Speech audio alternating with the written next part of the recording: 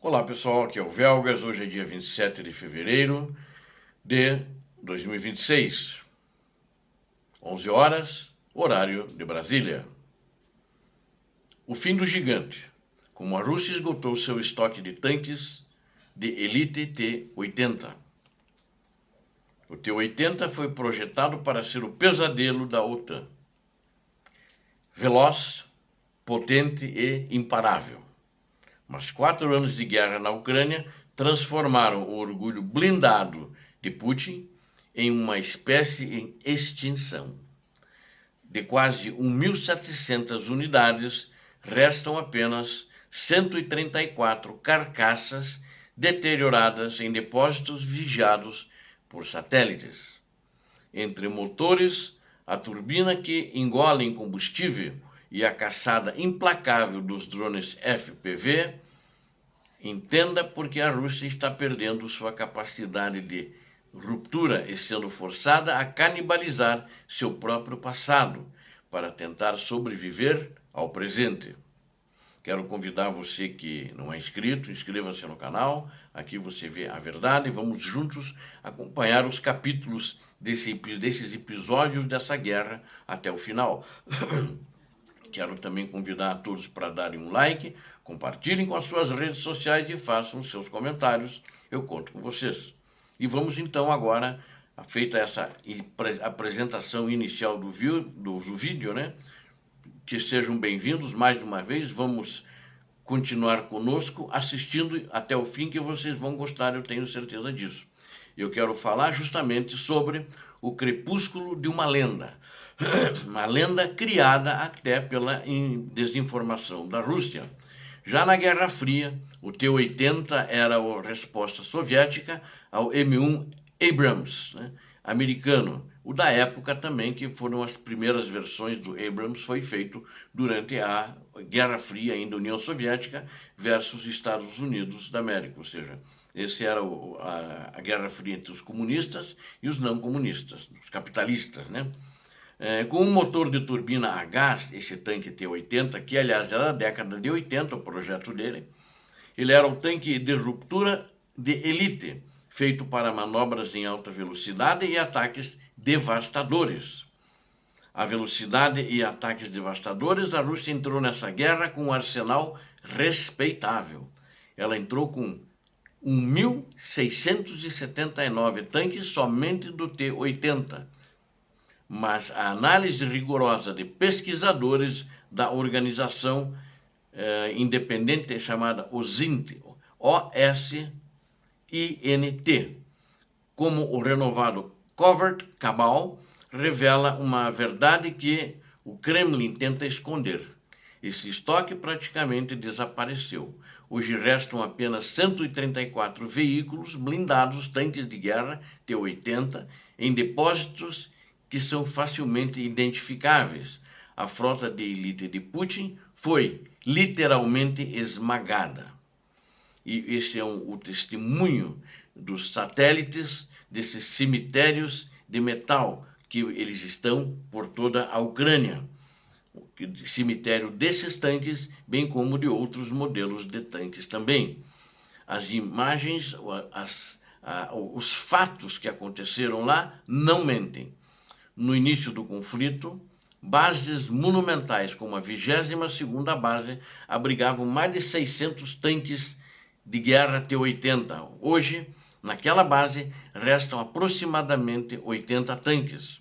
Na instalação de número 1311, o número despencou de 90 que eles tinham armazenados lá para 26, e isso são dados muito visíveis e coletados por satélites, eles estão expostos ao tempo. E o pior, o que sobrou desses 134 que estão lá estão em estado deplorável, né? A estratégia russa foi clara, eles retiraram primeiro o que estava bom, que ainda da época da Guerra Fria, e depois o que era recuperável. E agora restam apenas cascos corroídos pelo tempo. O padrão é inegável. A reforma desses tanques tornou-se técnica e economicamente inviável. A Rússia não está apenas ficando sem tanques, ela está ficando sem metal que presta para ser modernizado. Eu imagino que depois que essa guerra acabar, vai ter um monte de ferro velho, de blindados e outras viaturas e outras coisas, né? Para ferro velho que talvez possam negociar, não sei a que preço. Acho que tem até países que talvez vão buscar ferro velho lá para ver o que dá para aproveitar efetivamente. Mas a Rússia não pode fabricar novos. Né? Muita gente pergunta, por que não fabrica mais? Ela não pode. Né? Isso não dá para viver. Tem gente que vive de ilusão, que às vezes escreve a favor da Rússia, até no canal aqui. Eles não sabem a história, não sabem o que está acontecendo, não tem informação. Até tem gente que escreve muito bem, num português bom, mas escreve ilusões. Acho que alguém escreveu para eles, algum russo escreveu para eles. Né? É a mudança de foco. Né? A Rússia não pode fabricar novos porque a resposta curta é não. O T-80 não é produzido do zero desde o início do ano 2000. Ou seja, não tem mais linha de montagem, já quando começou essa guerra. Eles achavam que eles iam ganhar a guerra mesmo em 3 dias. É isso que eles achavam. Uma fábrica de ilusões, desde na cabeça do ditador até em toda a sua linha de comando na economia, todo mundo. E todo mundo apoiando, viva, vamos tomar a Ucrânia. Não estavam se preocupando com as vidas dos ucranianos, que o Putin sabia que iam perecer. O que vemos na linha de frente, como o T-80 BVM, são veículos antigos, reconstruídos agora às pressas daquilo que eles tinham ainda no estoque soviético.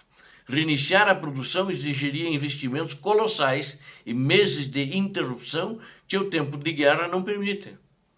O sinal mais claro da decadência veio das fábricas que reformam esses tanques. Em vez de tanques saindo para o combate, os analistas notaram os veículos de apoio e plataformas de armas pesadas construídas sobre cascos velhos de T-80. Isso prova que os chassis restantes estão tão degradados que não suportam mais a função de um tanque de batalha, um tanque de guerra, né?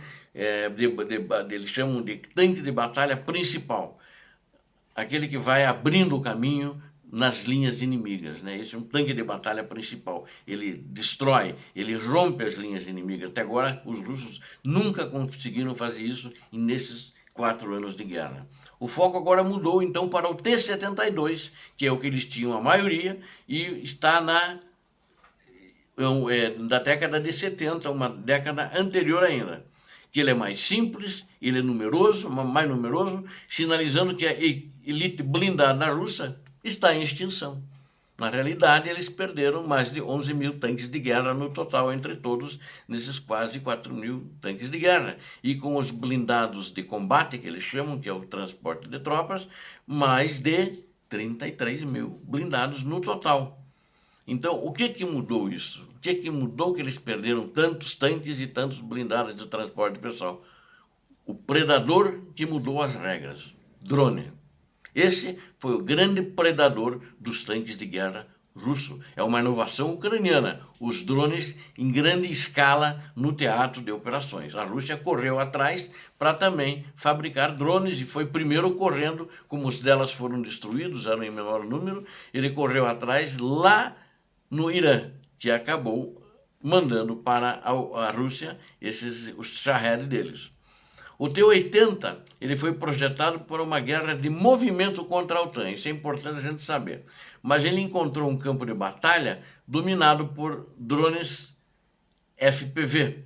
Cada drone FPV custa para os ucranianos $500, vamos dizer assim, um número médio.